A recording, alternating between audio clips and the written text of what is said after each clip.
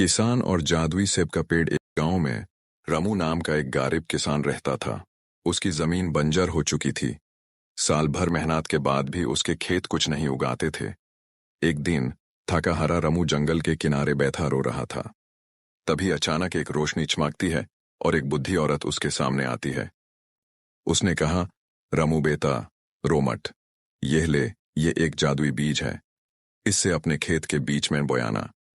लेकिन याद रखना, इस पेड़ के पहले सेब को बिना सोच समझे मत तोड़ना। रामू घर गया और बीज को अपने खेत के बीच में बोया। अगले ही दिन वहां एक हरा भरा पेड़ उगाया जिसमें चमकते लाल सेब लगे हुए थे।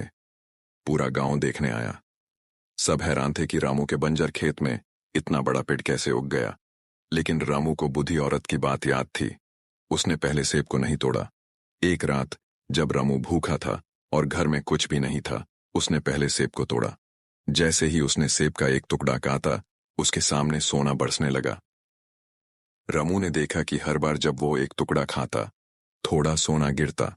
रामू ने उस सेब को संभाल कर रख लिया और हर जरूरत पर थोड़ा थोड़ा खाता रहा। कुछ ही महीने में रामू अमीर बन गया। लेकिन अब उसके गांव के लोग लालच में आ गए। एक दिन उसके पड़ोसी गोपाल ने पेड़ का दूसरा सेब तोड़ दिया, पर जैसे ही उसने उसका पहला टुकड़ा काटा, वो पत्थर बन गया। तब रामू को याद आई बुद्धि औरत की बात।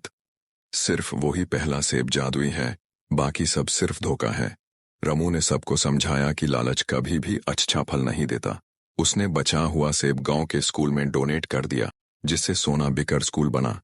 किताबें आई और सब बच्चे पढ़ने लगे। आखिर में रामू सबका प्यारा और समझदार किसान बन गया।